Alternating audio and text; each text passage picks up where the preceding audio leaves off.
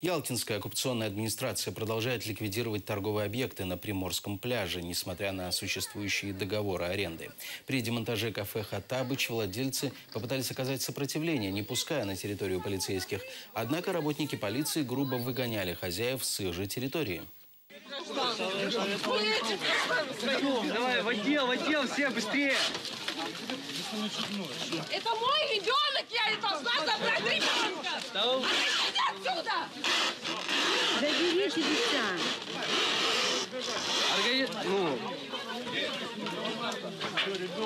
У меня грудной ребенок за забором, блядь, что ты делаешь? Дайте мне себя. Уйдите, ребята, помогите! Помогите, мы вас вызвали! Помогите, нас пугают, ребята! Ребята, помогите! Ребята, мы вас вызвали, помогите же! А ваши только начинайте с руки отпускать! ОМОН, пожалуйста!